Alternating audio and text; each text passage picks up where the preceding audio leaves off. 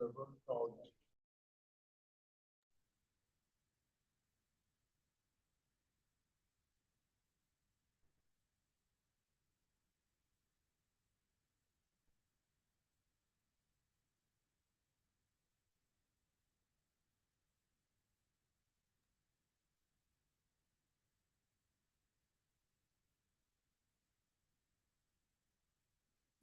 go ahead and start the housekeeping. Thank you for participating in today's meeting. If attending in person, please do not connect to Zoom or teleconference while in the room, and please silence all devices. If translation is provided, click on the globe at the bottom of your screen to select either English or Spanish. Public comment will be taken after each item. If you're in the auditorium and wish to comment, please use the iPads located in the lobby or complete a blue speaker card as available. If you need assistance, please find a South Coast AQMD employee. Speakers may be limited to a total of 3 minutes or less for all agenda items. Times may be shortened to ensure all speakers can be heard. A countdown timer will be displayed on the screen for each public comment. More time will be allotted for Spanish translation that is not simultaneous. For questions or issues on making a public comment, please call the public advisor at 909-396-3247. That's 909-396-3247. Please adhere to the speaker time limit and treat others with courtesy, civility, and respect. Failure to do so can result in your mic being muted or you being removed from the meeting. Be aware that this meeting is being recorded. By participating, you authorize recording of audio and visual content presented during the live event and consent to subsequent use of the recording in the public domain by South Coast AQMD.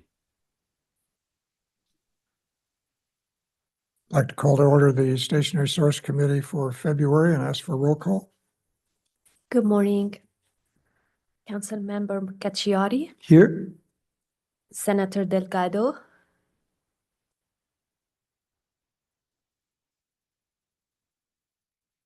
Senator Delgado.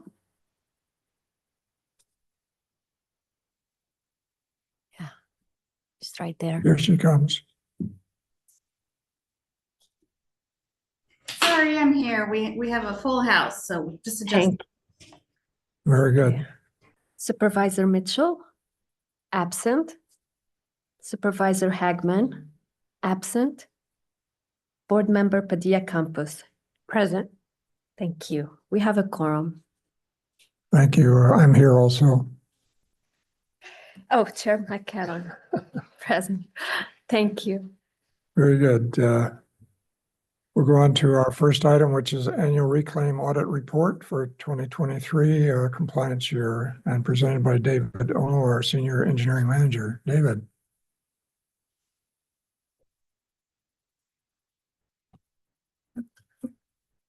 Good morning, Chair McCallum and committee members. My name is David Ono. I'm Senior Engineering Manager in Engineering and Permitting. I'm going to be providing a overview of our reclaim audit report. Next slide, please. The annual audit has been presented to the board over the course of its lifetime, which started in 1993. This is the 30th year of the report. Reclaim is, of course, our cap and trade program that was implemented as an alternative to command and control. Next slide, please. This slide shows the ongoing compliance with the emission caps, showing the allocations over time and showing the actual emissions for both NOx and SOx staying below those levels, and it's continuing on through this current report. Next slide, please. This slide provides a summary of the report and the findings. As stated before, the overall goals of the program have been met with respect to the emissions relative to the allocations at the facilities. At the facility level, there's continued high level of compliance, over 90% in both NOx and SOx. And we should note that there is a RTC price threshold that's driven by the Health and Safety Code, and the pricing for the last period remained below those levels. Next slide, please. There's an additional RTC threshold that triggers an analysis by the district with respect to determining whether or not the enforceable and compliance natures are adequate. This price was exceeded in 2021. There was a subsequent analysis that was done at the time, and the board had concluded that no further actions were necessary. Because the circumstances haven't changed since that last analysis, we have continued to recommend that no further analysis will be required in this regard. I would point out that there are two price thresholds. I mentioned the first one, that's the health and safety code threshold. That one is indexed by CPI, so it accounts for inflation, and we remain below that level. Next slide, please. So in summary, we are maintaining high levels of compliance. Our programmatic compliance has been achieved, high levels of compliance at the facility level. And the health and safety code threshold was not exceeded. There is ongoing exceedance for the $15,000 per ton in Rule 2015, but that analysis that was done, because circumstances haven't changed, we recommend that no further analysis is required. And this will be heard at the March board meeting. That concludes my presentation.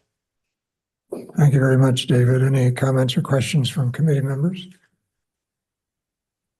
Just one, Sure, go ahead. Mr. Chair. If you can, just a high-level overview quickly, what are some of those 220 facilities? I know one closed down. Generally, what categories are they? In the highest percentage and lower percentage? Well, it's any facility when it was initially adopted that was over 4 tons per year of NOx or SOx. And so that was a pretty larger universe of sources at the time.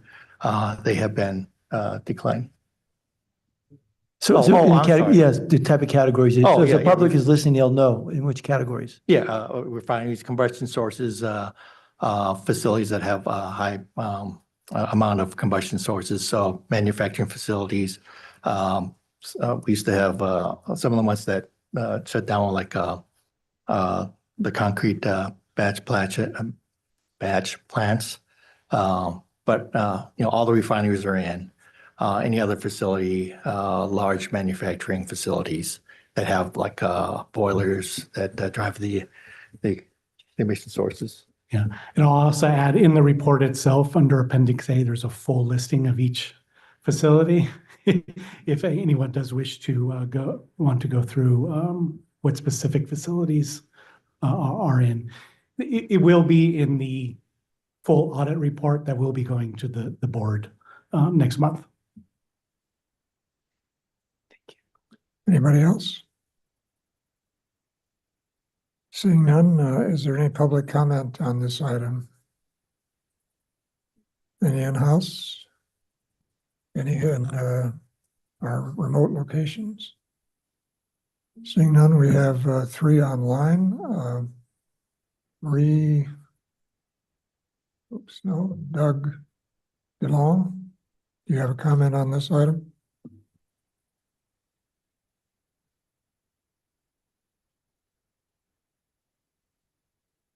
Doug, do you have a comment on this item? Yes, I do. Can you hear me? Yes, I can. Go ahead.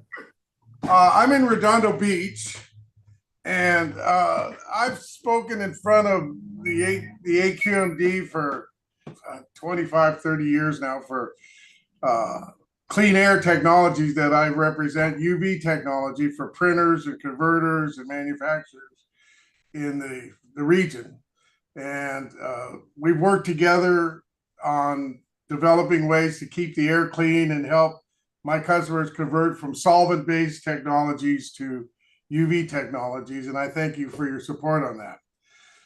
The reason I'm calling in today is this is kind of ridiculous that we've got all these big problems with no power. People that have have converted to electrical are going to get penalized. Mr. DeLong, Yes. this item is regards to the annual reclaim audit. Oh, So I have thought comments- I was on number 2 for the converting to. Oh, I'm sorry. I guess I'm on the wrong one. Sorry. We're on item 1. Well, go ahead and kick me out, and I'll get back in again for the next one. Okay, I'm on. Thank you. Harvey, do you have any comments on item number 1? Mr. Eder is online. Yes. Hello, am I being heard? Yes, you are, Harvey. Good morning. My name's Harvey Etter. I'm speaking for myself and for the Public Solar Power Coalition and like-minded folks and entities.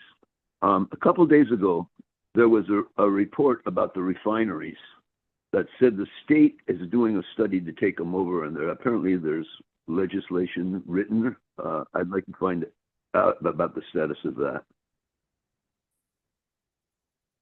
And we were the ones that came to y'all and brought it back to command and control about 10, 15 years ago, for the record. Okay, so can we get a response by the author and the presenter on that? This is not a question and answer period. We just I'm sorry, we got a right to ask questions, and that's the law. And you're breaking the law if you don't address that. And this is important. Ask a question yourself. Mr. Etter, you're sir. here to have comments on item number 1, which is the reclaim audit report.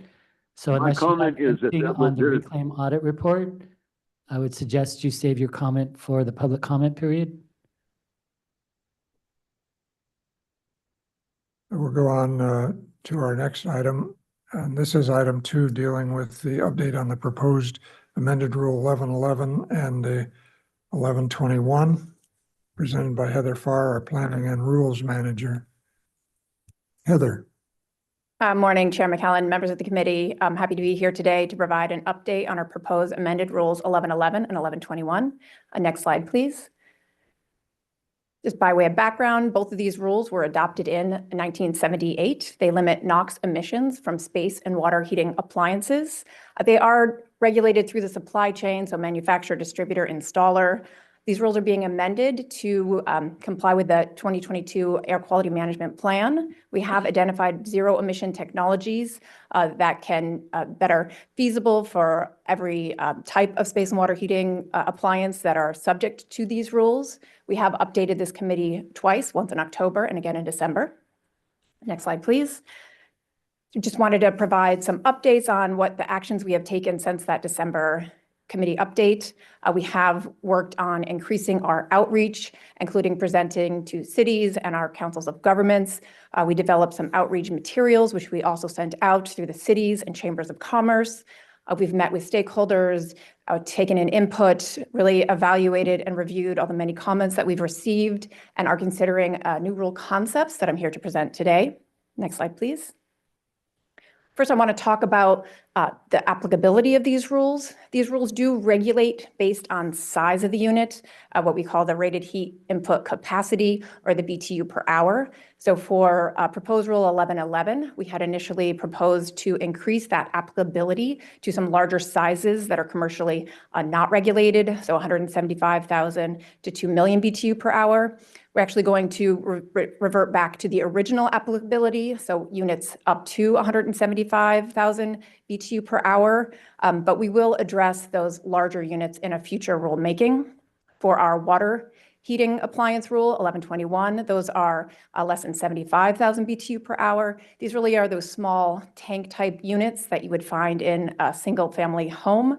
We also do find them in kind of larger multi-family buildings, but those are like small units that are in a closet that just services one apartment unit. Next slide, please. When it comes to the revised proposal, we are proposing a zero NOx emission manufacturer approach. This will remove the previously proposed future mandate to transition to zero. Instead, it will set compliance goals for those manufacturers to be allowed to sell NOx emitting units as well as zero NOx emitting units. That will be in new and existing buildings. The idea is we'll set these goals and they will change over time. So we will have a slower transition to those zero emission technologies. It will allow manufacturers to continue to sell units that meet the current NOx limits, and we will apply a mitigation fee on those units. I'll talk about the fee in a few slides. Next slide, please. Just want to talk a little bit about the compliance targets that we're considering.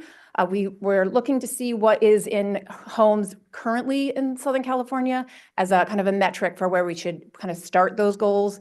So they are around 20 to 30% zero emission units currently being used. So we thought at 2027, we could have a 70 to 30 split between the NOx emitting and the zero NOx units. And over time, those those targets would change. And then once we got to 2036 and beyond, to have a 90% zero emission goal, but still allow 10% of those NOx emitting units to be sold. We are still evaluating this and considering possibly having different targets set for space heating versus water heating, because space heating zero emission technologies are more mature. Next slide, please. So I did mention a mitigation fee. We are considering having a mitigation fee of 100 per space heater and 50 for water heater. And the idea is we would set these compliance goals and units that are sold above. So if you are allowed 70% of your units to be NOx emitting, any unit that's sold above that target would have a higher mitigation fee. And on the converse, to try to incentivize the transition to zero, have a discounted rate for any units that are sold. If you sell more zero emission units than your target, we would apply a discount at the end. And these fees will partially mitigate the foregone emissions, and they'll be used to fund our Go Zero incentive program. There's been a lot of concern about affordability, and so having this ability to have a funding source for our rebate program will be really helpful. And having mitigation fees is not new to these rules. We have had mitigation fees in the past, in the recent past, up to 450. We're not considering having as high of a mitigation per unit because we do still have concerns over affordability. Next slide, please. So just a little bit more about these compliance targets. We do envision them as being separate targets for the water heating appliances versus the space heating appliances. There are some manufacturers who do sell both. They can meet those targets by selling those units in either new or existing buildings. I think we've talked a bit about new building codes are going to require zero ready, so they're going to have to sell zero emission units for those new buildings. Those units can count towards their target. And then the mitigation fee will allow the manufacturers to sell even above the targets that are established. And the mitigation fees, the idea is at the end of the year, the manufacturers will submit a report to us and pay a fee, and that will make it a little harder or to like kind of deter them from doing a complete pass-through of that fee to the consumer. Next slide, please. So we want to talk about the impact on the emission reduction going from that mandate to these targets. So there will be a slower transition. So the emission reductions will take a little bit longer. And again, going to 90% will not get to that complete 100%. But actually the biggest impact when you look at this table comparing the emission reductions, it is for those larger units that we will address in a future rulemaking. That's about 3 tons per day that we will not be achieving in this rule. But again, the incentives that we have will also help us, push for this transition earlier. Okay, next slide, please. So just want to talk a little about how we think this new concept will address the concerns that we've heard. Affordability, when it talks about when we consider low-income residents, it's now going to be their individual choice on what kind of units they want to put in their homes. The lack of consumer choice, there will be a choice now because you will be able to buy those NOx emitting or those zero NOx appliances. And the concerns about technology readiness and concerns about the electricity demand, both of those will be addressed because it will be a slower transition to zero. Next slide, please. So we do want to talk about some of the stakeholder feedback that we've received since releasing this new concept. I probably don't have to let you all know, but we've gotten a lot of comment letters on these proposals. And since we've gotten about 1,200 altogether, but since the rule change, we've had about 1,000 comment letters, with about 91% of them being in support of our approach. And we did hold a working group meeting last Thursday. It lasted over 3 hours. We had 240 participants. They didn't all make it through the 3 hours with us, but many, many did.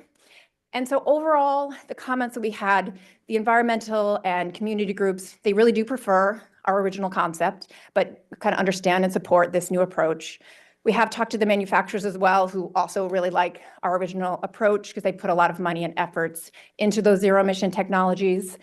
But then when it comes to like our sales targets, we heard from both sides. Some thought we should go a little faster. Some thought we should go a little slower. Mitigation fees as well. Some stakeholders thought that we should not have any mitigation fees. Others thought we should have higher mitigation fees. When it came to costs of these zero emission units, there were still some concerns of the increased cost. But then we heard from actual residents who had transitioned to zero emission technologies and were saving monies on their utilities. But overall, when it came to the major concern on that consumer choice and affordability, really everybody did agree that this new approach will address both of those concerns. Next slide, please. So for our next steps, we are holding a public consultation meeting on March 6th to really talk about the details of our proposal. We will be releasing rule language next Friday that will show kind of staff's thinking and how we think this approach will work. We are also at the same time working on our Go Zero program, so we could launch that and really start that rebate and incentive program moving. And we will release our official draft rule language on April 1st, along with all the support documents, with the anticipated public hearing date of May 2nd. With that, I will take any questions. Thank you very much, Heather. Any question from committee members? Go ahead. Gotcha. Thank you, Mr. Chair. In the stakeholder feedback, if you go back to that slide, I want to thank staff, Wayne, just really pivoting and moving this over. And I think it's a great approach. I just want to maybe address some of the concerns I'm still hearing, which I think, I'm not sure we can ever convince everybody to come totally support us. But some of the comments I've heard in the meeting I had yesterday with the mayor of Laverne and others, and other members of the San Gabriel Valley Council of Governments I've been hearing. I'll wait for that to come up. It's a slide on the stakeholder feedback. You had a number of just different, towards the end. It's okay.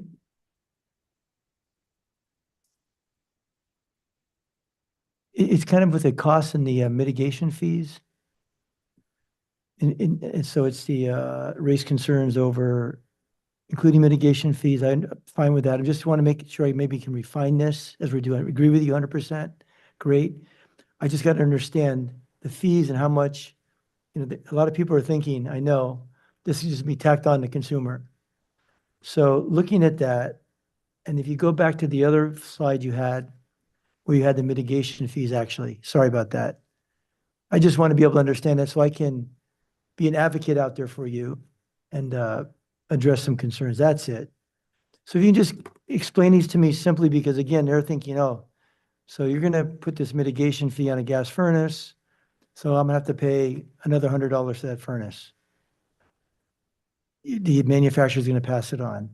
Heather, if you can explain a little more, all these different fees one more time to me so I can explain it better. Sure. So the idea is that we would, for each unit sold, for each NOx emitting unit, there would be a $100 fee for the furnace and a $50 fee for that water heater. For perspective, the furnaces, these all cost thousands of dollars, so it's not a huge percentage of what the costs are. Our past fees were up to $450, and those just sunsetted, I think, in 2019. So in 2019, we were charging up to $450 for certain units.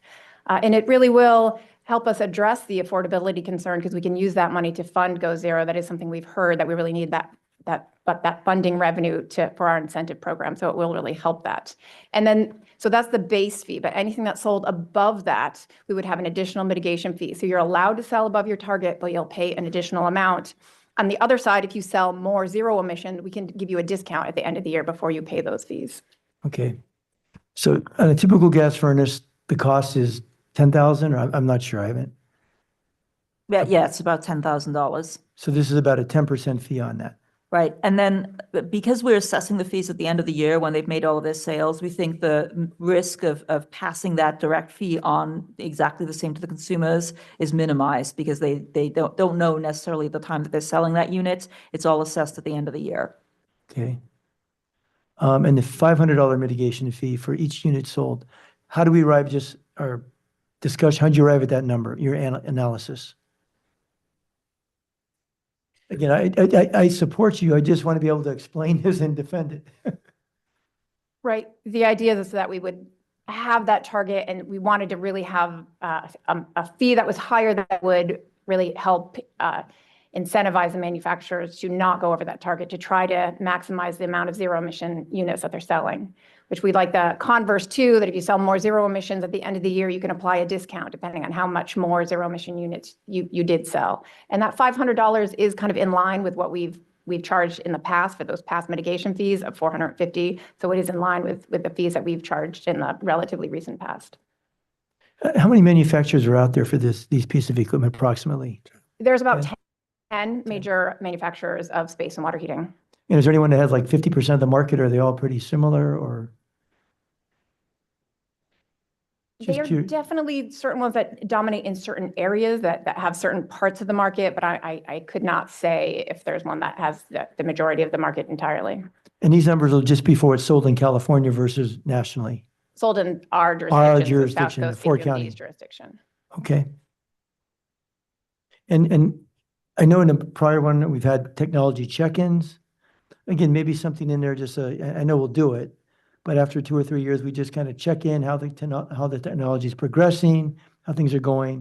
It just gives me, again, another argument to say, we're moving, listening to your concerns. If things aren't going, we'll re-examine this, but what are your thoughts? Yeah, we think that is an excellent suggestion. We would be willing to provide annual updates. We will get these sales numbers to us so we can aggregate them and provide this data. The sales numbers itself will be very important, powerful data. So we could provide annual updates for sure. And also in our Go Zero program, again, I know we're going to do it, but Yeah. after that first year, you just make the public aware that we're going to re-examine it, tweak it however we can. I think we were requested to do that one in 6 months. So we will 6 probably months, provide that perfect. one 6 months after launch. Great. Thanks, Larry. Do you have, you said we've got 10 manufacturers. Do you have an idea of what the percentage of those that they're producing right now for each of those manufacturers? They consider that sales information to be confidential. So, once we have it in the rule, they will be required to report it to us. We'll keep the individual manufacturers confidential, but we don't have those numbers. Thank you. Yes, we will be able to report that on an aggregate, but we don't have the individual manufacturer sales right now. Hey, Director Campos, Video Campos. So that part is self-reporting. They have to self-report the number of units they sold.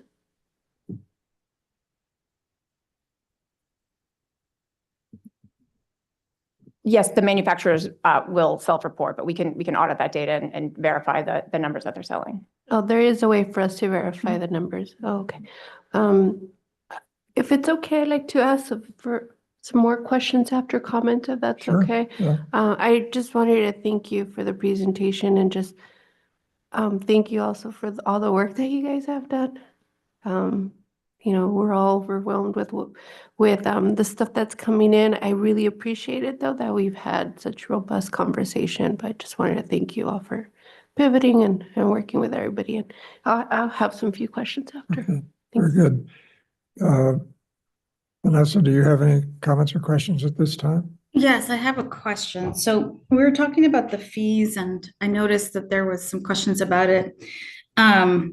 Just to correct the record, it's a 1% fee, not 10. You're right. Thanks, Vanessa. Sorry about that. Your math is better than mine.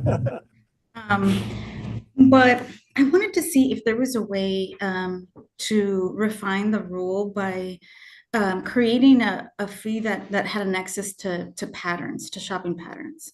Like I'm sure there's data that shows that if the fee is 3%, it starts to impact behaviors. Like, could we tie it more directly to something a little bit more scientific like that instead of just kind of assigning the fee the way we're doing it? Is that possible? How about we'll look back, or we'll look at that and then report back at the next committee meeting on what we found. Yeah, just so that way we could say, like, look, we've based it on this study that shows that, this amount of fee at this point will start to shift shopping patterns and truly change behaviors. I'd feel a little bit better about the rule if we had something like that we could point to. But otherwise, appreciate all the hard work, Heather. Thank you for the comments. Seeing no more, we'll go to public comment. How many commenters do we have in-house?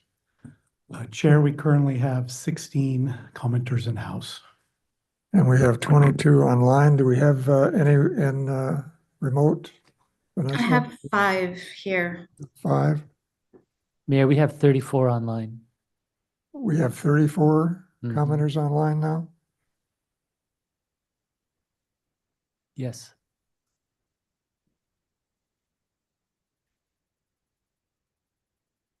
And I'll limit it to 1 minute each because 55 minutes will get us to our end date of 12. So each speaker will have 1 minute each, and we'll begin with the in-house, and then we'll go to satellite locations, and then we'll go online. Mayor, So- do you want to close the online? Yeah, the online is closed, period. No more. I can't see the last one, so I don't know who that is. But it's All right. closed. All right, Chair. I'll start with the speakers in-house. I will be calling the speaker and the subsequent speaker if you can get ready to make your comment. Our first speaker is Fernando Gaitan. He will be followed by Jesselyn Davis.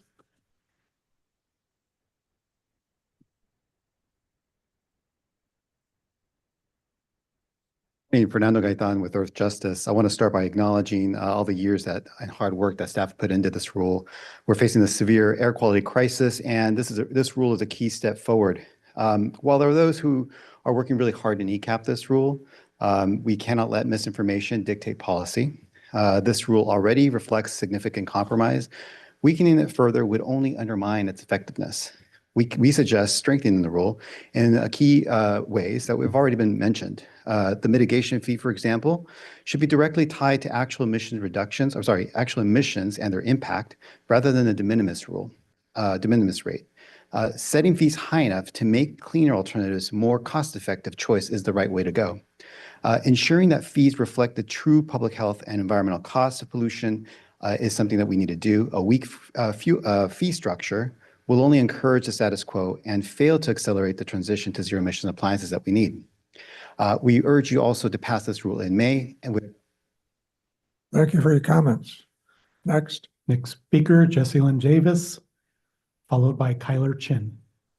Good morning. My name is Jesselyn Davis with SoCal Gas. First, I would like to thank the board and staff. It is apparent that staff is trying to address affordability and consumer choice concerns.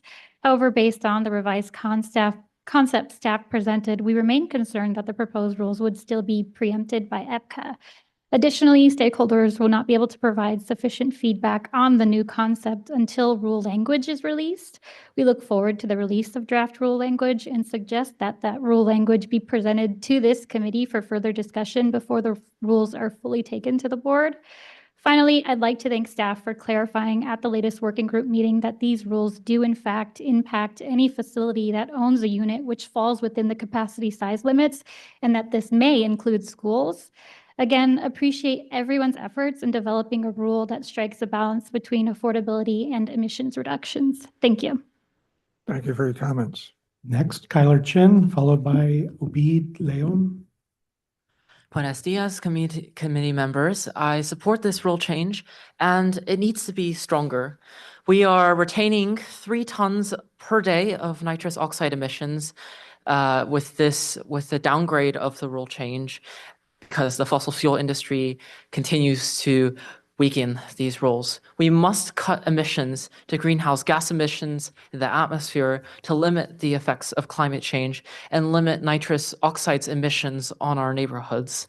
According to the AQMD's own sensors right now, the current nitrous dioxide levels in central Los Angeles is 24 parts per billion, and in Compton that number is even higher at 26 parts per billion. Nitrous oxides impact the poorest communities in the region, with the most disadvantaged communities typically. These cause significantly higher rates of asthma, and children are severely vulnerable to these effects. Thank you for your comments. Next speaker, Obid Leon, followed by Lisa Bondarchuk. Hello, my name is Obelion. First of all, thank AQMD board and staff for you guys clean appliances plan. I come from Anaheim, Fullerton College. I think I completely support this this transition to zero emission appliances to reduce air pollution. I know a lot of people diagnosed with asthma, and I think this is very important for us to start taking action and, and start caring for our future and our health. Thank you. Thank you for your comments. Next, Lisa Bondarchuk, followed by Ein Krasio. Good morning, Council. My name is Lisa Bondarchuk. I'm part of the Sunrise Movement. I'm here to support electric stoves. I want to say that the Inland Empire has one of the highest rates of nitrous oxide pollution, leaving residents experience symptoms of cardiovascular and respiratory symptoms. I understand everybody's concerns that regard financial help, but there are incentives to help people in support of financially providing those disparaged people that need help to install electrical stoves. My main concern is not financial problems, but the ones that regard public health and the environment, those that are at stake of cardiovascular and respiratory health, and those that are affected by environmental pollution. Please support item 2 for the community and the environment. Thank you for your comments. Comment for the record, we're talking about electric water heaters and electric furnaces. Go ahead. Thank you. My name is Ein Krasio. I'm with Climate Action Campaign. We're a nonprofit climate policy watchdog. We're working toward a zero carbon future rooted in equity and justice. We supported the previous version of the rules, though we appreciate the staff's consideration and these rules going forward, and that they should be adopted as soon as possible. We would just remind the board members and committee members that as you hear from members of the gas industry and their proxies, that they are working to extend a business model that is extremely harmful to our community and has externalized costs on the lives and the health of our community members for more than 100 years. And so you are in a unique place of power, in a unique moment in history. We know that NOx emissions last in our atmosphere for more than 100 years. So this is a hugely consequential decision that, that will be your legacy. And so we encourage you to move forward with the strongest rules possible as quickly as possible. Thank you. Thank you for your comments. Next. Next is Tomas Castro, followed by David Martinez.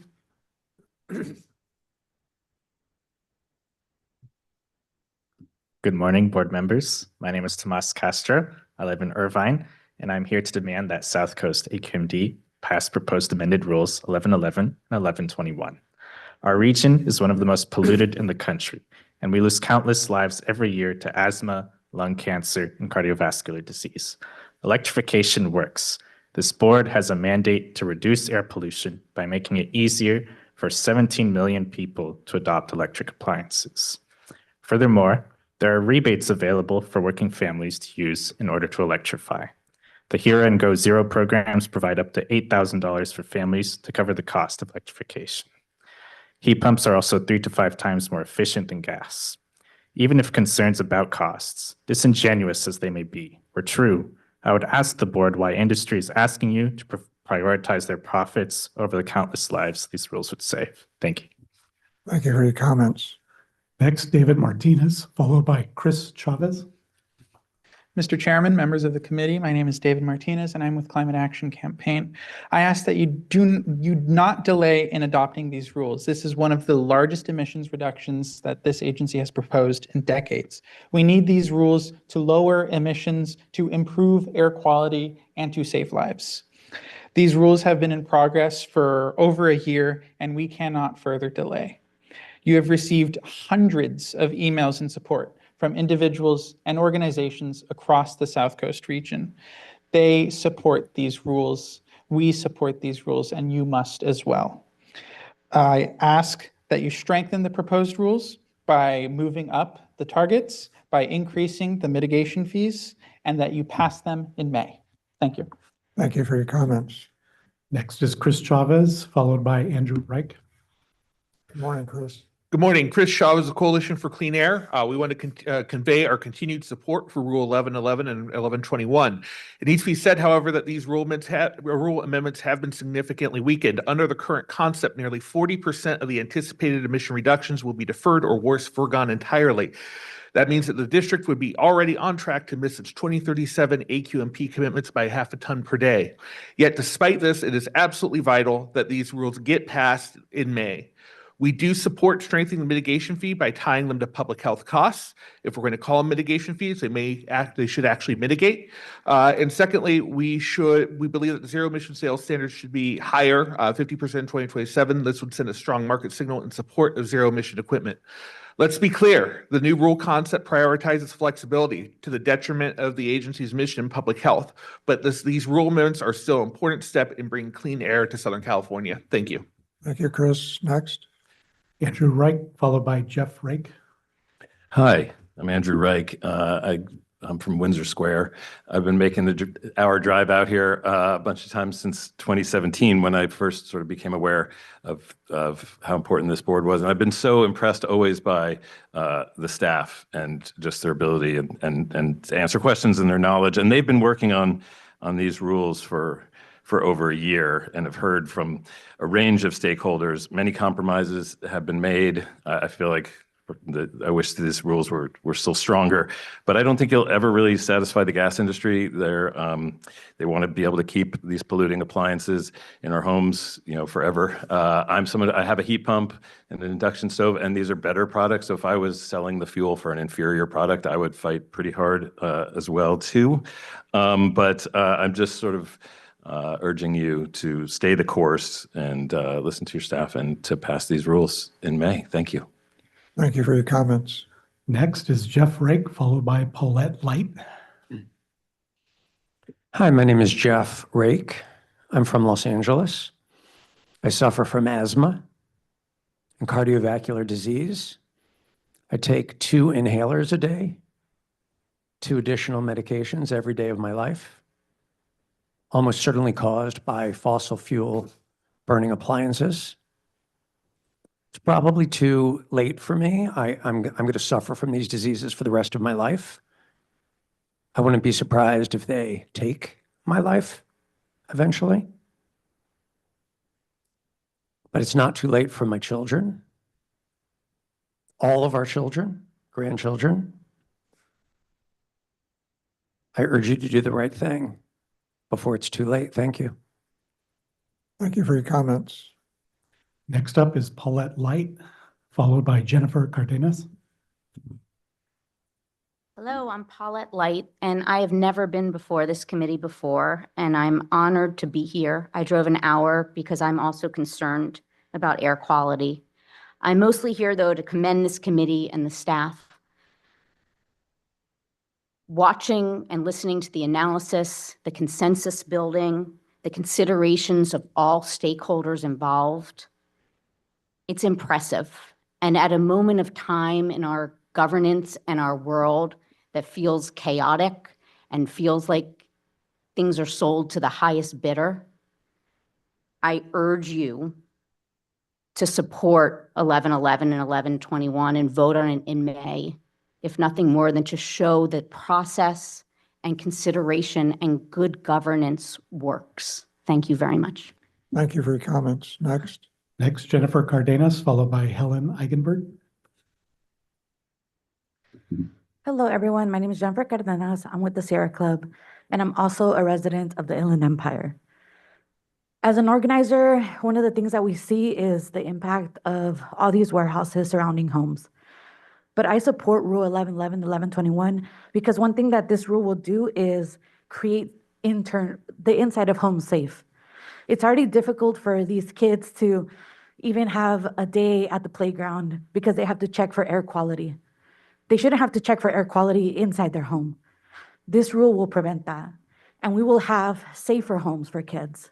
We can't let the industry tell us that it's going to impact the schools when the homes are impacting kids right now. Thank you for your time. Thank you for your comments. Next up, Helen Eigenberg, followed by Stacy Burns. Hi, Helen Eichenberg, and I also drove an hour to be here today because this feels so important, as many have mentioned today. I'm fortunate that I live in Hancock Park in Los Angeles, which is not near any refinery or port or warehouse or any other major source of pollution. And yet, everywhere in California, we are forced to breathe the most ozone-polluted air. Like so many people, I wasn't aware that a major source of the pollution is the methane burning appliances in my house. The opposition to this regulation has been mobilized by the gas industry, who is hoping to keep those polluting appliances in our homes for the rest of our life. They criticize the rules, but they offer no alternative solutions. So I'm going to be proactive and I'm going to offer a solution. Let us upgrade our homes with zero emissions technologies for space and water heating. I urge you to listen to your fantastic staff who have worked so hard. So please stay the course and pass rules 1111 and 1121 during the May meeting. If not for us, we need to do this for our kids now. Thank you for your comments. Next. Next is Stacy Burns, followed by Francis Yang. Good morning. Stacy Burns from Santa Monica. And I would just like to commend the staff and you for your leadership in the space. I think it's fantastic. And I look forward to your passing these rules at the May meeting. I just wanted to say that the fires reminded us of how little is in our control when it comes to our environment. And this is within our control. And I'm very proud of you for doing what you can in the space. Thank you. Thank you for your comments. Next. Our last in-house commenter is Francis Yang. Good morning. My name is Francis Yang. I'm a resident of Los Angeles, and I'm here to support Rules 1111 and 1121. I'm deeply concerned that despite the hard work of AQMD staff to create a robust rule informed by various stakeholders, countless reports, and public workshops over 14 months, opponents who would rather see this air district do absolutely nothing to clean our basin's air have mobilized and are now intervening in the process last minute. Staff has shown that this rule is both necessary and feasible, literally addressing all the points of concerns, and yet opponents continue to fight the rule, even incorrectly citing that this rule will impact schools. We can't let obstructionists who don't even understand the current proposed rules derail our North Star to clean up appliance pollution. I urge you to continue your leadership on building electrification, increase the mitigation fees, and pass these rules by May. Thank you. Thank you for your comments. That completes the in-house commenters. We'll now go to those that are at remote location. Sheriff Delgado, you have how many people? 5? I think I have 4 and 1 person who may give up their time. So I'm going to just ask them to come sit at my seat. Okay. And we'll start.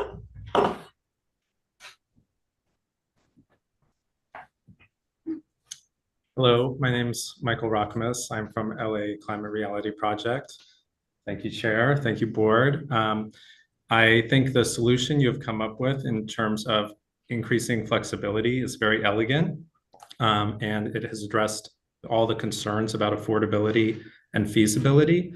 I do think it went a little too far in terms of sacrificing emissions reductions. Just looking at the projected emissions reductions for this version versus the prior version, you can see huge drop, and we really need those emissions reductions for health purposes, especially over the next few years. So I would urge you to take a look, how can we get back some of those emissions reductions while keeping flexibility and keeping on track to pass the rule in May. Thank you. Thank you for your comments. Next.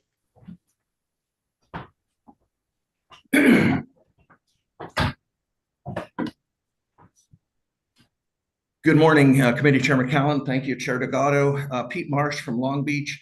I'm a volunteer with many organizations that are working on eliminating emissions from buildings.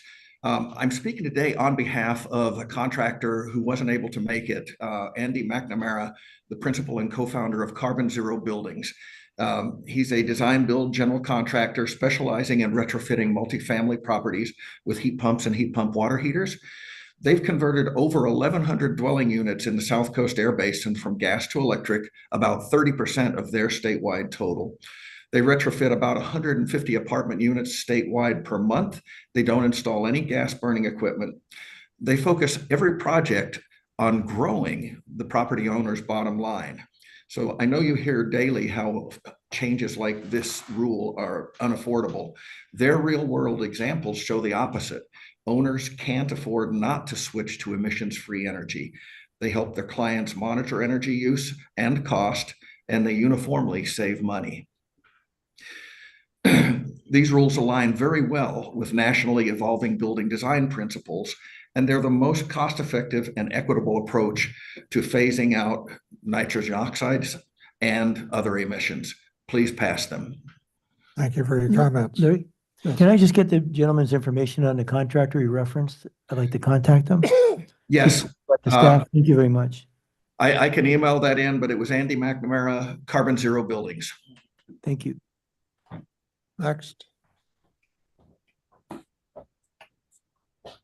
Hello, good morning. Thank you, Chair and Committee. My name is Marianne Herford, and I'm with the Sierra Club. I'm actually going to speak, though, as a member of the public and as a homeowner. One of the reasons I really want the amendments to pass, and I urge you to pass them, is that I believe that the public needs to hear this message and to have your guidance. When I first purchased my appliances many years ago, I had no idea the harms that the gas burning appliances did to the environment and to my own family and to other families. I regret those purchases, but I feel like I'm stuck now. If we continue to delay these amendments, then a whole new generation of appliances will be purchased and installed in homes, and they're going to last another 15 to 20 years. We are in a crisis moment. We saw what happened with the wildfires, pollution. I feel like we are at the point where we need to have strong leadership to eliminate NOx emissions. I really appreciate the work that the board and the staff is doing. I recognize that there are many viewpoints, and I know that the implementation itself is very difficult, but I do believe this is the right thing, and in the long run, it will help us. Thank you. Thank you very much. Appreciate your comments. Next.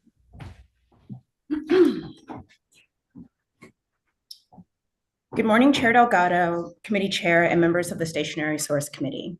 My name is Candace Youngblood, and I'm here on behalf of Earth Justice. I'm also an asthmatic and a resident of the South Coast. We have the worst smog in the nation, and we cannot bring our dirty air into compliance with state and federal standards without upgrading our homes with zero emissions technologies. Passing this life-saving package will advance zero emission appliances and serve as an important market signal.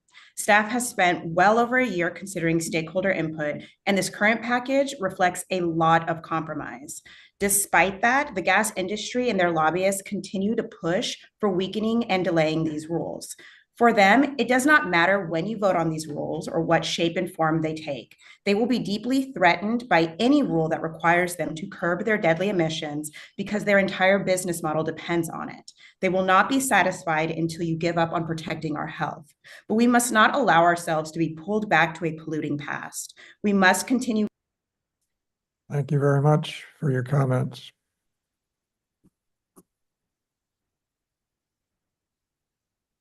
Is that it, Chair Delgado? Yes, that completes the public comment here. Very good. We'll go now to online, and I'll ask Director. I'll take over, Larry. Yeah. First on, you got 1 minute. Shannon Toma, go ahead, Shannon.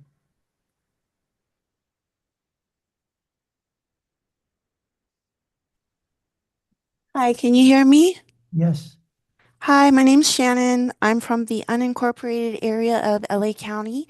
I want to thank the committee and staff for your time and effort on the Clean Appliance Plan. As a homeowner who's rebuilding after the 2018 Woolsey fire, I support a transition to safer, cleaner, zero-emission appliances that reduce air pollution and improve our health while also being less combustible than their gas-fired counterparts.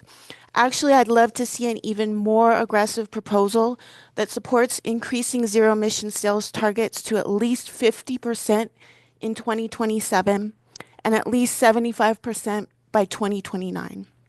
I encourage you either way to pass 1111 and 1121 in May, and I really thank you for your time. Thank you. Next speaker is Sandy Krasner from Altadena. Sandy, go ahead, please.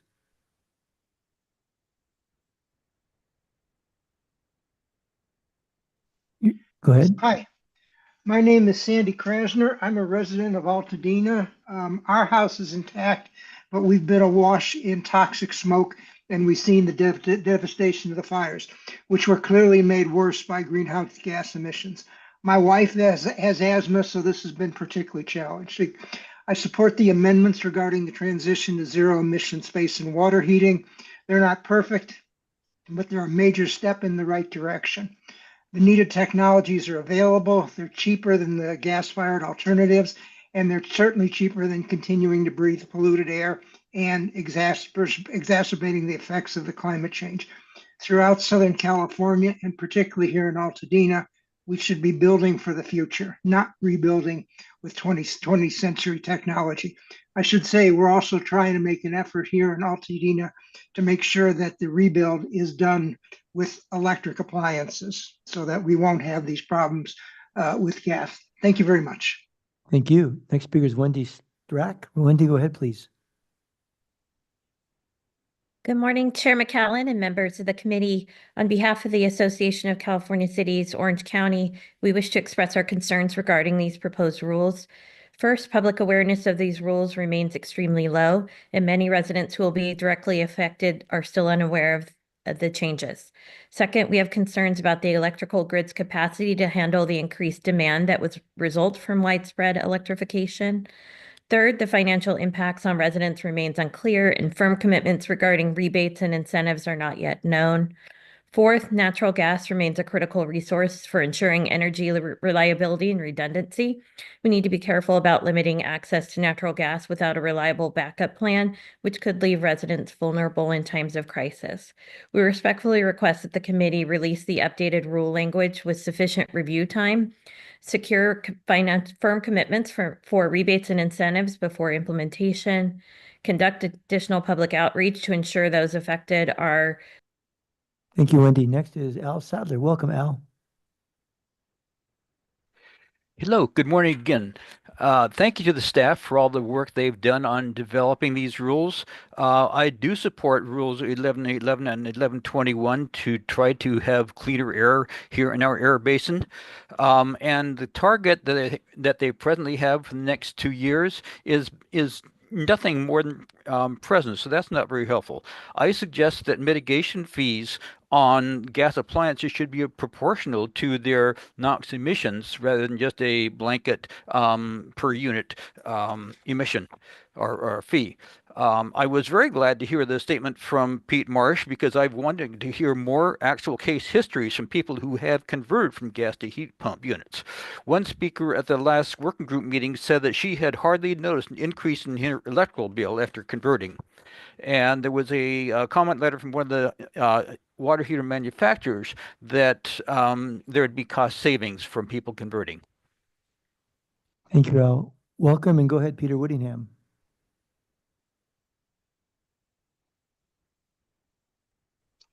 Good morning, Chair McCallum and committee members. I'm here today to provide brief remarks on behalf of LA BizFed and a broad coalition of elected officials, public agencies, chambers of commerce, NGOs, and many hundreds of citizens. We strongly encourage the district to remain consistent with the 2029 timeframe contained in the Air Quality Management Plan. There have been a number of questions regarding the accuracy of the EIA estimates, so it makes absolute sense to begin a maximum 30% zero emission units as you initiate the record keeping and reporting requirements for manufacturers. We strongly encourage more public outreach, education, and awareness through both traditional and social media networks, since we believe many residents and business owners in the region are still completely unaware of these rules. Everyone is concerned that Edison and municipal utilities aren't prepared to meet the heightened electrical demand created by these and other rules and regulations. We urge the governing board to not only keep the 2026 technology check-in, but to add another check-in prior to the 2029 target date. Finally, it's absolutely critical that the district be completely transparent about the potential costs of these rules across every application, and that this information be shared as much. Thank you, Peter. Next is Florentina H. Go ahead. Hi, I'm Florentina. I'm a student at Pomona College in Claremont, California, and I'm here to urge you to pass and strengthen rules 1111 and 1121 this coming May. As someone who recently moved from an area with less air pollution and is experiencing such unhealthy air for the first time, I'm incredibly concerned about what the air pollution is doing to my health and the health of others in our community. I recently learned that this is the most ozone polluted area in the country, which needs to be changed. I know you are here because you cared so deeply about making our air healthier, and reducing appliance pollution would take us closer to having healthier air. Fossil fuel companies will always try to delay regulations, so it's imperative that we continue to move forward and pass and strengthen Rules 1111 and 1121 this May. Thank you. Thank you. Next is Topher Mathers.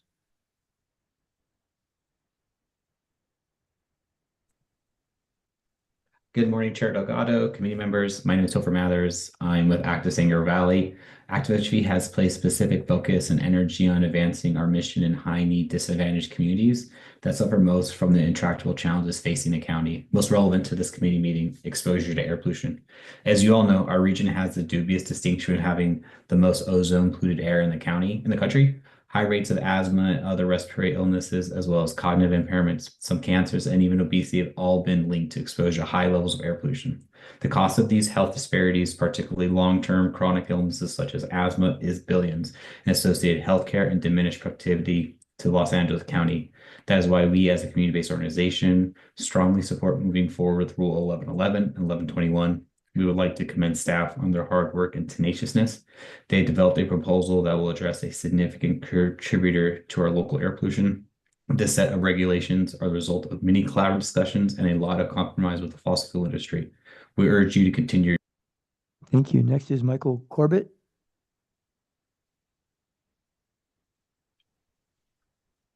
Good morning. My name is Mike Corbett with Bradford White Corporation. We are a leading manufacturer of water heating products, including ultra-low NOx gas-fired water heaters and electric heat pump water heaters.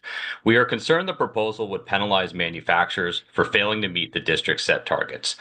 Manufacturer sales are ultimately decided by a number of factors, most of which are largely beyond our control. Ultimately, if consumers in the district choose to demand gas-fired products, manufacturers will be compelled to support that demand with ultra-low NOx gas products. Simply doing this exposes us to large fees that would be owed to the district year over year without recourse. We strongly believe that 100% of the revenue received from these mitigation fees should be utilized by the district to fund rebate programs within the district, including the district's own Go Zero program. In addition, like the previous versions and as directed by the Stationary Source Committee, the district should engage in public outreach efforts to make the public aware of the newly proposed mitigation fees and how it might impact their purchasing decisions. Thank you very much for your time. Thank you, Michael. Next is Kim Orbe. Hi, good morning, board members. My name is Kimberly Orbe, and I'm calling on behalf of the local chapter of the Sierra Club. We submitted a letter this week with 293 undersigned individuals, and I think this week we had over 500 Sierra Club members send in their comments for their support for passing strong rules that would allow for the gradual shifting away from fossil fuel powered appliances to highly efficient, clean alternatives in the upcoming years. That's almost 800 South Coast residents that are urging you to pass strong rules. AQMD staff have spent over 14 months working on these rules and addressing stakeholder input. You heard staff today say that we're like at 91% support for these rules from the community. So just more cuts to these rules and allowing manufacturers to be able to allow NOx emitting equipment is disappointing. Opponents of the rules will continue to oppose, regardless of the changes that you make. You heard SoCal Gas today, even challenging your authority to pass these rules. So we urge you and your leadership to pass strong rules in May, because I know you all care about climate and clean air. Thanks, Kim. Next is Mariela Ruacho.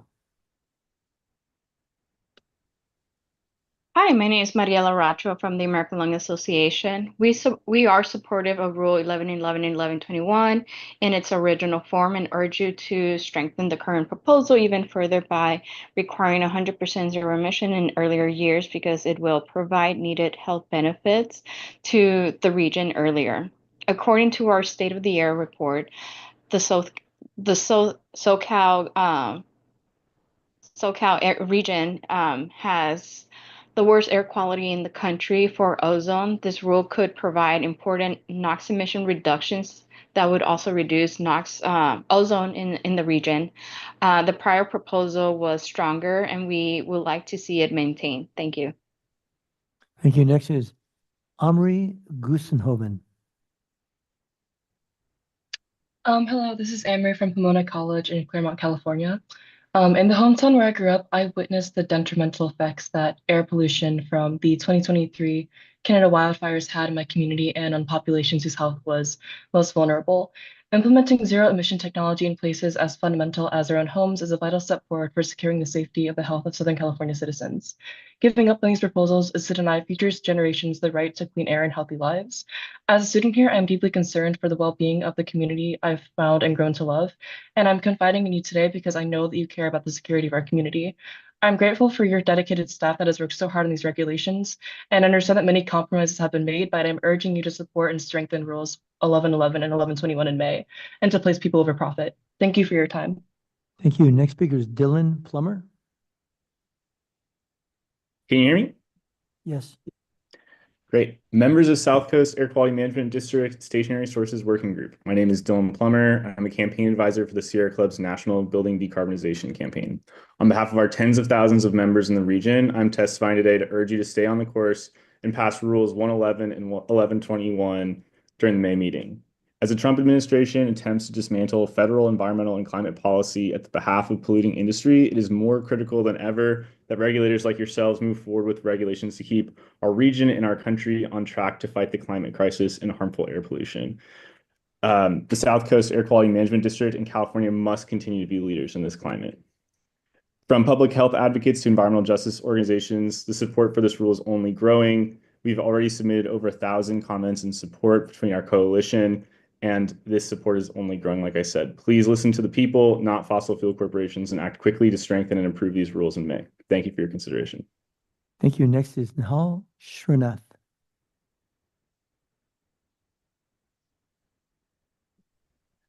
Good morning. My name is Nihal Srinath. I live in Los Angeles. I suffer from asthma, and I'm a staff attorney for Sierra Club. I'm testifying today to urge you to pass strengthened versions of Rules 1111 and 1121 this coming May. Board members and staff need no reminder that the South Coast is an extreme and severe non-attainment for federal ozone and PM 2.5 air quality standards. Parts of Los Angeles, smog exceeds air quality standards for dozens of days each year. The strength of these zero emission rules will directly impact the district's ability to attain these ozone standards, as you can see by the projected drop in emissions reductions from the proposed weakening of the rules. Earlier targets and larger mitigation fees are vital to providing an actual incentive to electrify space and water heating. To that end, I urge the board members to pass meaningful mitigation fees, not fees that are not so de minimis that they provide no mitigation benefit at all. De minimis fees only reward transparently self-interested gas industry lobbying, and they enable continued gas burning at severe public cost. And given the genuine air quality and Thank you. Next is Vanessa Villanueva.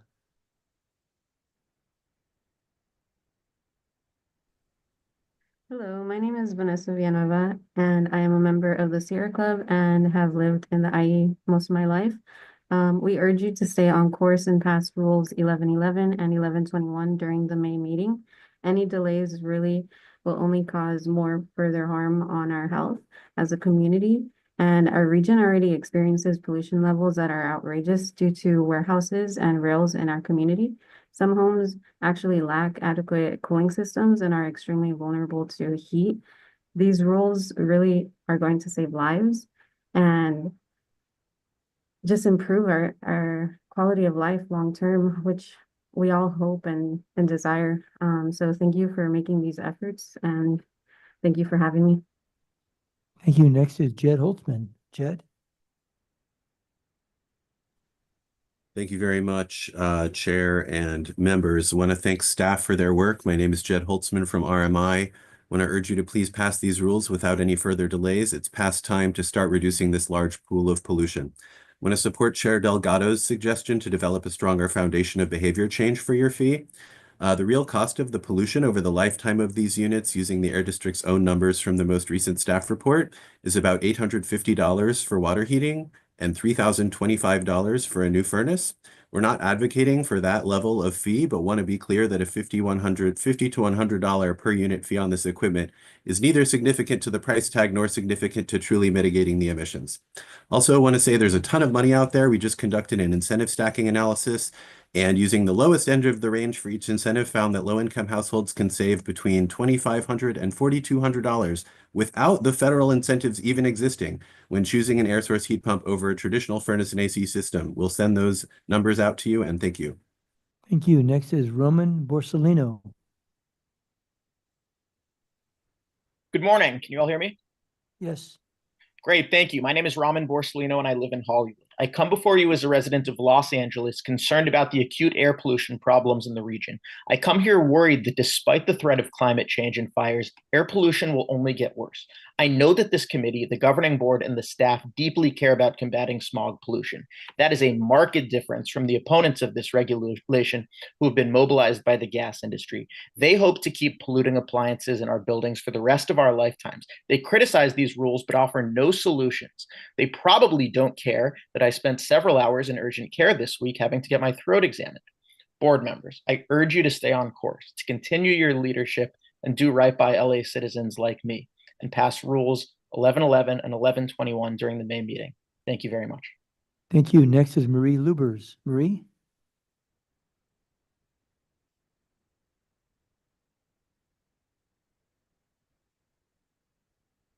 Marie, you're muted.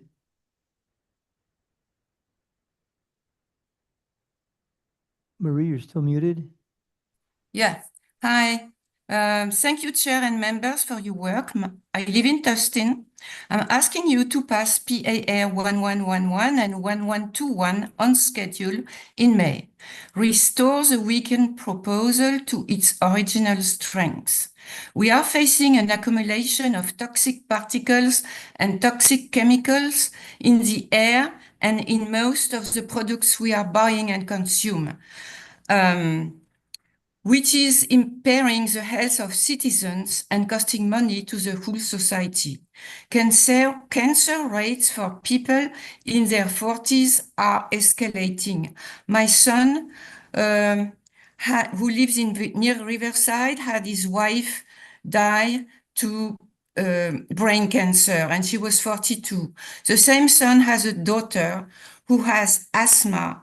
I urged him to change his gas-powered stove for an electrical one, but the whole change in installation.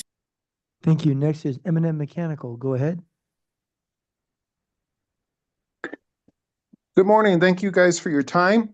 This is Mike with M&M Mechanical up in Big Bear Lake. Just point about the mitigation fees. If it's going to be a graduating fee, the manufacturers will have to charge us the higher fee. So that's how capitalism works in order to cover their tails on going over whatever limits you guys set.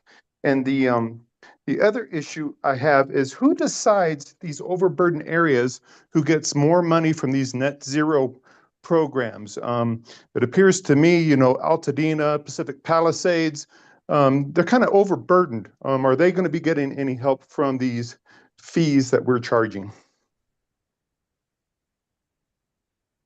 Are you finished? Yes, thank you. Thank you very much. Next is Bill Lamar. Can you hear me? Yes. Good morning. I'm Bill Lamar with the California Alliance of Small Business Associations. With the recent changes made to these rules, many of our concerns have been resolved. However, we continue to be very concerned that thousands of small businesses and a huge portion of the public are totally ignorant about this rulemaking and how much it could cost them out of pocket. Commenters at every meeting have expressed their shock and anger that AQMD was planning this rulemaking and what it could cost them. I've suggested publishing articles in major newspapers and also involved the consumer advocates on local TV networks, informing everyone about the cost involved. You have the authority to pass and implement rules that improve air quality, but that doesn't mean that you should, especially in this case, when it presents an inordinate expense to unsuspecting small businesses and the public. Thank you. Thank you. Next is David Holtzman.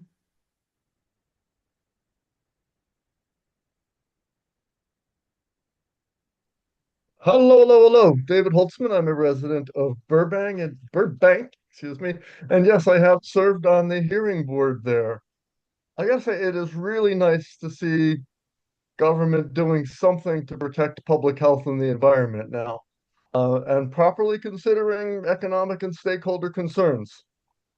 I understand that this rule could be tougher, but right now I think in this climate especially, it's very important to show that government can be doing something good, that government can be good, and here and government can work, and that here in California, government is good, and I appreciate your work. And I think, as I said, the most important thing to do now is move forward.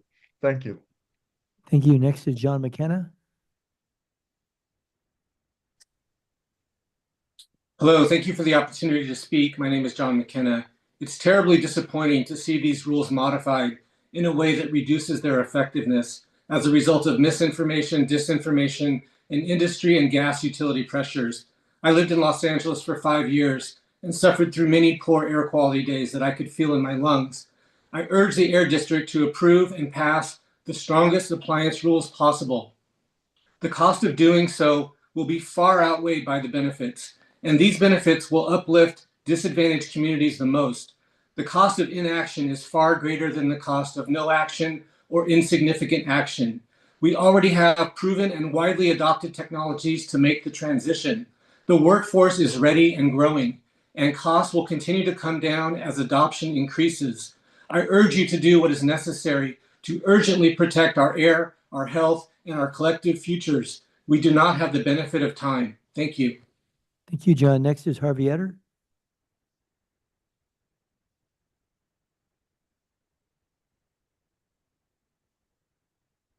Hello, am I being heard? Yes. Okay. Several things. We need more time, and y'all should deal with that. All right. Okay. First of all, we've been doing this for 40, 50 years. Okay. In the 79 and 82 plans, you had solar and wind, but you're backsliding. It's against the law for 40 years. Okay. All right. Also, these technologies were developed here 100, 150 years ago. In 1910, the 30% of building permits the city of Pasadena had solar in it for heating. The gas company, to extend their lines, gave away free heaters and stuff, and they wiped out the solar industry. That's history. It went different places around the world. Need copper for World War II. Israel, I saw it 60 years ago, my survivor relatives. They had hot water. They've got 90% hot water. China's got 30, 40%. We can do this. It's been done. Also, we can do district heating and cooling. There's a question about the heat pumps and their effect on the ozone and climate. It's been ignored. Thank you. Next is Ann Pernick. Go ahead, Ann. Hello, Chair and board members. I'm Ann Pernick, and I'm with Safe Cities at Stand Out Earth. We strongly support the Air District amending Rules 1111 and 1121 and appreciate all of staff's work. The air quality crisis in the Air District continues, and pollution from gas appliances needs to be addressed.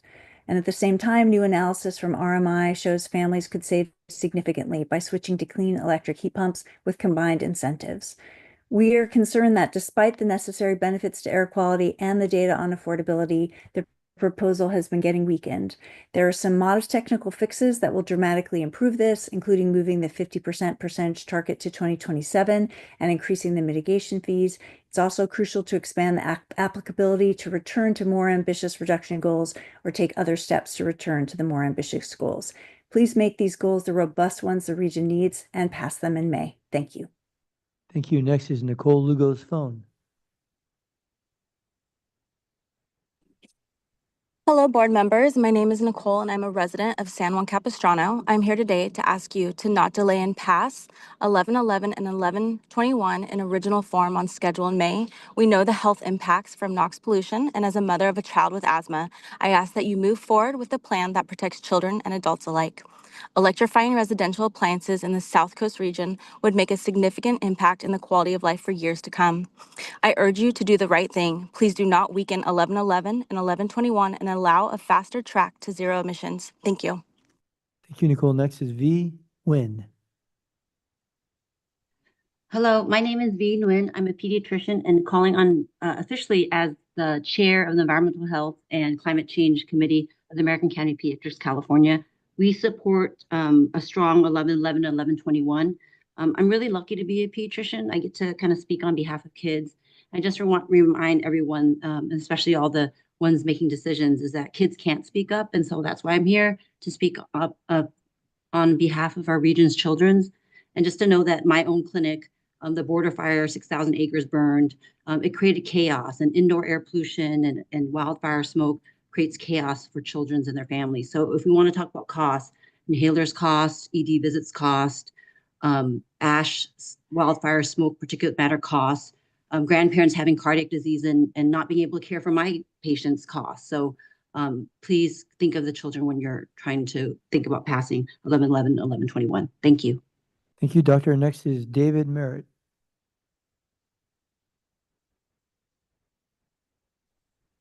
Yes, thank you for this opportunity, board, to speak. I'm an environmental scientist and educator. I'm also a father, a grandfather, an uncle. I'm here to speak in strong support of these two clean air rules.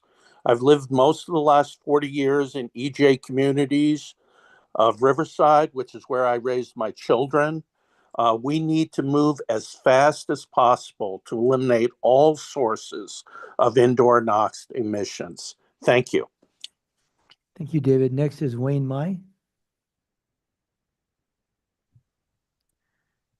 Hi there. My name is Wayne Mai. I am a pre-med and also an older sibling of two wonderful younger brothers. When I picked up one of my younger brothers from school, when the fires were happening, I remember walking out to a doorstep full of ash. And the whole time I was thinking, is my little brother going to be okay? And for the sake of younger brothers, younger siblings, and kids everywhere, I recommend passing 1111 and 1121 at their strongest for the sake of the health of kids in the future. Thank you. Next is Sven. Sven, go ahead.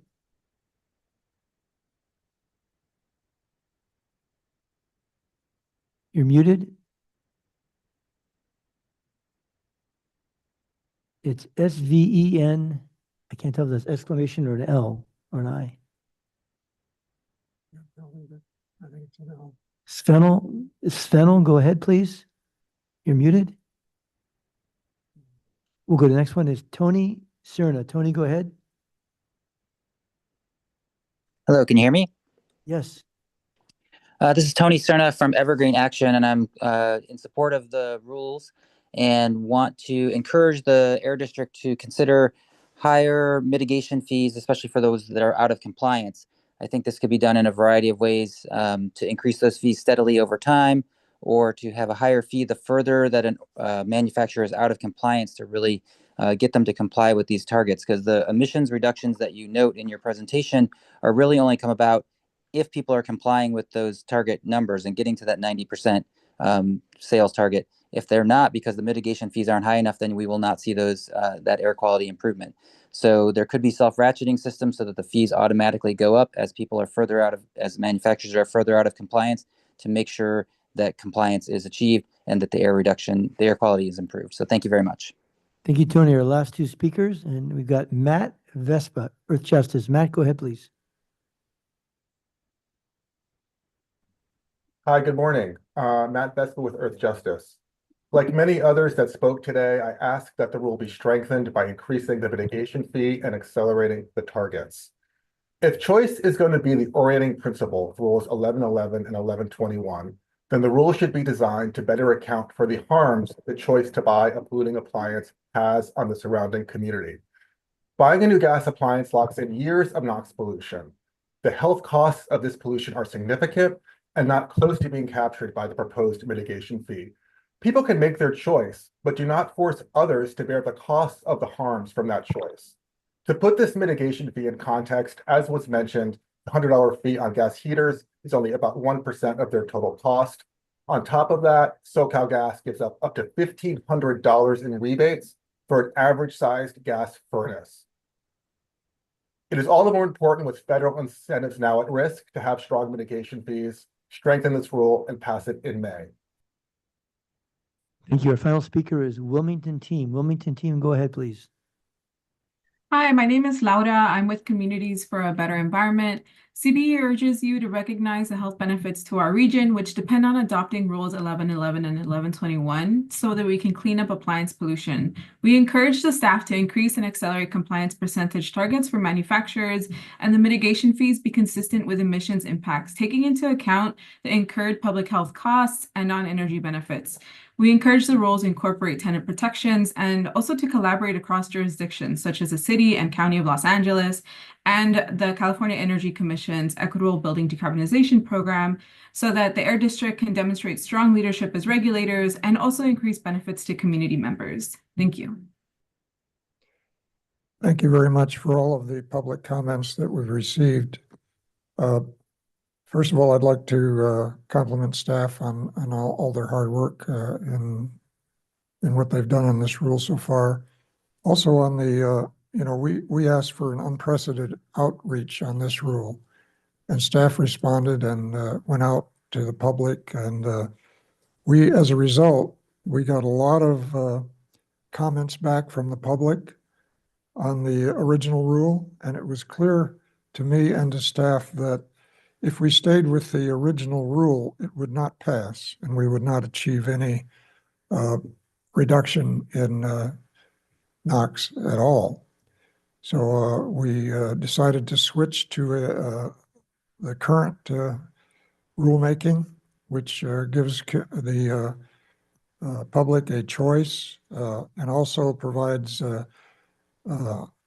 money through the mitigation to incentivize or to provide funds to those who want to put in zero emission appliances, that they would have a fund that they could draw on to mitigate some or most of the cost. It was important that that happened. We originally set up the Go Zero fund with, I believe, 20 million, and we were wondering where we would get more funds from. So I think the mitigation fee will provide some of that. I like the market-based approach where consumers have the choice, and if they choose to go zero emission, then there are funds available for the low-income people to draw down on. I support the compliance targets that are in this rule right now, and I encourage continued outreach to the public based on the new rule language, which we don't have yet, but the rule concepts. And I would ask what our plans are for outreach on this rule. What are we going to do in outreach now that we've got a new concept? With regards to the outreach, Chair? Yes. So we do have all of the lists and all of the letters, so we'll be reaching out to everyone that has commented thus far. We're also going back out to the various COGs and county governments with the new language. We hope to have the new language released next week, as staff confirms next week. So our plan is to continue the outreach, to reach out to everybody that we have just reached out to, provide the language, provide the updated highlights in terms of the impacts. And we tend to bring this back to the committee next month. And I believe you may not be here for April, but we can still come back if that's something that you would like. I will be here for April committee meetings. Then we will be back before you as well. Yes, please do. Absolutely. Okay, I've got a question. What about, we've changed it so that I'm concerned about the larger apartment buildings that have maybe a central, are they covered under this rule or not? No, as I mentioned, some multifamily apartment buildings do have those small units that are in an apartment, like in a closet, but those large centralized units would not follow. Those are too large for this rule. So they wouldn't follow under this rule? No. Okay. Very good. Additional comments from committee members? Go ahead, Padilla Campos. Thank you. I have two questions and a comment. First, how much funds is the staff anticipating to collect from the proposed mitigation fees? And will they be adequate to fund enough projects to mitigate the shortfall in NOx emissions? So I don't think that they would be able to mitigate the shortfalls. We're really not establishing that mitigation fund as a kind of as a mechanism to mitigate. It really is to help incentivize the transition to the zero. Based on our rough calculations, we likely annually could see something like 18 million per year, so similar to that 20 million that we're using in our pilot program.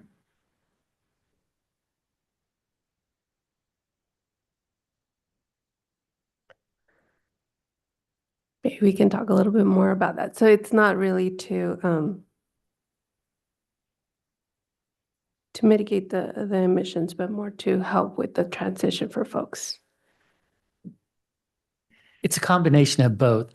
So we will be able, I'm going to use ballpark numbers, not the precise numbers that staff uses, but if we're able to regenerate $20 million a year, then that would augment the incentive fund on an ongoing basis. So we see that as one of the upsides of the approach that we're taking.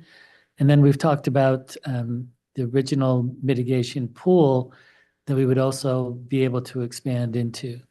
So there are other funds that would be available, not just that we're looking at this. Okay, and sort of along the same lines, what was the basis for allowing the 70% natural gas units starting in 2027 rather than being a little bit more stringent in the start? We found some data sources that showed the percentages that are currently being used in homes within California. So we were kind of aligning it to those numbers as our starting point.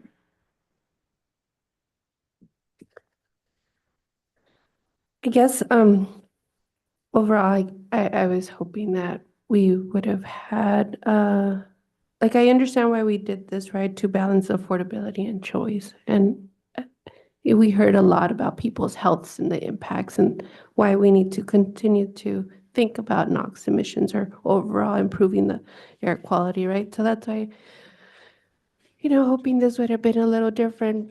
So I understand then we are going to hear this again at the next stationary the source committee. This is not yet finalized, or just really trying to understand what we're doing today in a vote. I don't even know. Are we having a vote today? There's no vote today. There's no vote today. No, this is just So an update to the committee Okay. in terms of our efforts in listening to all of the communities and stakeholders providing their input. And I think Mayor McCallum sort of explained very well the challenge that we're faced.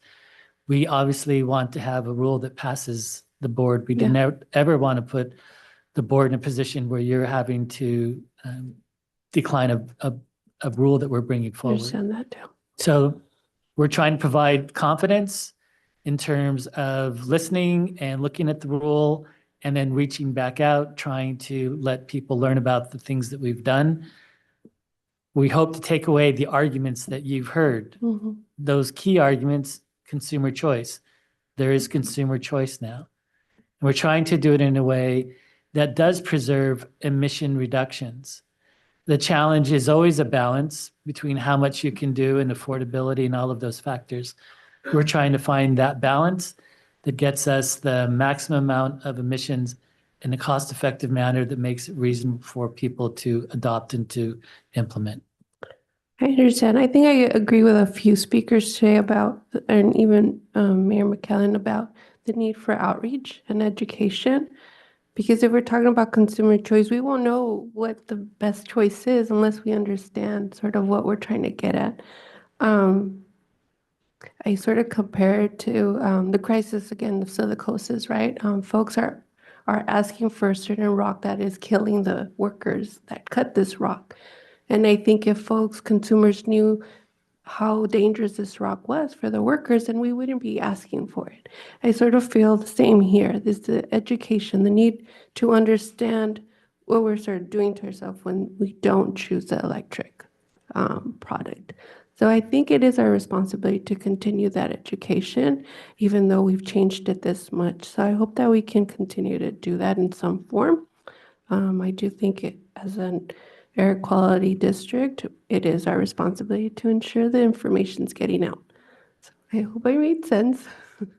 Yeah, In my mind, absolutely. it does. No, we, But yeah, I do think that in order for us to make the right choice as consumers, we need to really understand what we're choosing. Okay, I'll leave it at that. Thank you. I look forward to continuing the discussion on this. thank you. Thank you, Vice Chair Cacciati. Thank you, Chair McCallum. And I agree with the chair's comments 100% regarding outreach, and Vanessa, you too. I agree. I think your assessment was correct that this rule as proposed initially probably wouldn't have passed. The constituents I represent are not only citizens, but the 34 cities and mayors that vote for me. And a number had come to me expressing the concern, Larry, you know some of them. And even though I personally may want to push for a stronger rule, I've got to listen to my constituents or I don't exist anymore on the board. So I think and Wayne, I want to thank you for striking that very difficult balance as you really are in this rule, and staff. Heather, great job, your team, the whole team. And just going a little further, as I looked at, I heard the comments today and reminded me before I got on the board, I was very active environmentalist, Sierra Club, open space, et cetera, and realized the pollution out there, how bad it was. And I was a runner.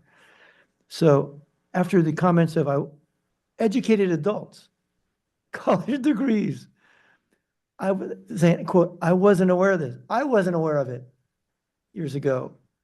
So let me go back to my prior job as a high school teacher, high school college soccer coach, and current youth soccer coach. On your educational, Vanessa, Veronica, I'm getting Vanessa, Veronica, and Larry's on my right. I really think, Wayne, as you've done in other things, and I remember when I first got on the board, I loved that graphs of all the sources of pollution, and you saw the locomotives, the airplanes, the heavy-duty trucks, the ocean-going vessels, then it was a harbor craft. And I've even heard some people say, well, these are just minor. What are little gas appliances in the scheme of things of heavy-duty trucks? I think in the presentation, we're a public health agency. Let's continue this and let's put some pictures. I'm a simple person. When I teach, it's simple. But sometimes complex things can be very simple. Let's have pictures of, you've got the locomotive, something. You got locomotive, picture of locomotive, ocean-going vessel, planes, heavy-duty truck, car, lawn equipment. Then you've got a house, and you've got the appliance in there. People don't realize they go home, they turn on the stove, they turn on the dryer, the water heater. Wow, and you just have a couple little, air pockets. People have got to see things. When I was taught, it was called multi-sensory perception. You hear it, but it's like when you go to a sermon. Boy, something stands out. You remember it because you saw that picture of 10 dead bodies or so, or whatever. You remember it. So something in our literature, just a page or two, just reminds all of us, we go back to the foundation of this agency. We're here to reduce those pollutants. So great job, Larry. Sorry it took so long. Agree with your comments 100%. You're right on. And Veronica, also, staff, you struck the right balance, maybe tweaking here and there, but 100% support. And I agree that some of us, like myself, are visual. I like to see visual. Chair Delgado, you have any comments? No, I'm happy with the direction. I think we have something workable here and just have a few remaining questions, but I'm confident that we can get something on the agenda in May that we can pass. So thank you, staff, and all of the stakeholders who are involved with where we are today. Yes, thank you very much. And this will come back again to our March and our April Stationary Source Committee before it goes to the board in May for adoption. And hopefully, I'm hopeful that we will be able to pass it in May, depending on additional outreach. So with that, we'll move on to our written reports. There are three written reports. Is there any need to talk about any of those? Is in presentation, seeing none. Is there any public comment on those written reports? Seeing no hands raised, we'll go on to our other business. Any other business we need to talk about? Seeing none, we'll go on to our general public comment for items not on the agenda but under the purview of this committee. If you wish to comment, please raise your hand. Al Sattler. Hi, can you understand me adequately? I can understand you adequately. Thank you. I just wanted to, say that with the recent catastrophic wildfires, there has been much attention to how to avoid having houses burned down. And there are things that people can do to make their own houses safer from fire and to protect their neighbors also. So actions of individual people can protect themselves and their neighbors, even though it can have some additional costs. There is an obvious analogy to what we can do to clean up our air. My actions can improve air quality for myself and for my neighbors. And I urge everybody to think about how they can improve air quality for themselves and for their neighbors, even at some additional cost. And of course, a couple of those things are to get palm trees and eucalyptus trees out and to do the other recommended actions from CAL FIRE. Thank you very, very much. Thank you, Al, for your comments. Next, Harvey Etter.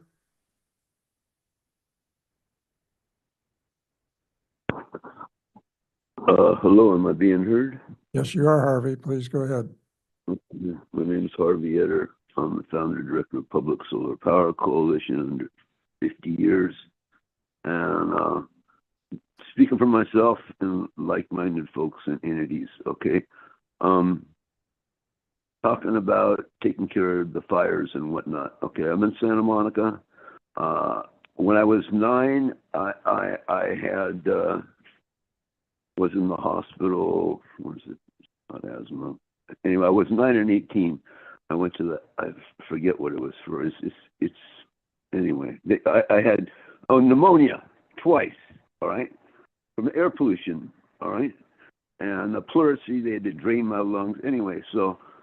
Also, I worked on the pipeline in Alaska, and I was on, among other things, the insulation crew. We got fired for asking what it was. It was asbestos insulation. So I got exposed, and I got stuff. Now I'm spitting up stuff. The union doesn't care that we litigated. Okay, so this is real. Thank you, Harvey. That completes, we have one more. Sven? Go ahead. Hi there. Thank you. Sven Thiessen, chemical engineer and dad. I want to talk about my experience in my earlier part of my career as a chemical engineer working for International Paper and working on natural gas power plants, where we did our damnedest to keep our emissions low per our permits. And likewise, in other words, when the flame got too hot, we reduced the amount of flow because that created more NOx. When the flame got too cold, we increased it because that increased the amount of volatile organic compounds being generated out. The same thing happens in your cars, your catalytic converter. There's a whole bunch of intelligence that happens to make sure you minimize your car and truck emissions. The problem with household appliances, and this is getting back, which we've already discussed, is none of those emission controls essentially exist. Once you make it, nothing is live. It's just the amount of fuel that goes through. And so we really need to be careful because those emissions, they're well over 1,000 tons. Thank you very much for your comments. That concludes our public comment period. And with that, I will adjourn this meeting until our next meeting, March 21st at 10:30 in this kind of place. Thank you all for being here. Thank you.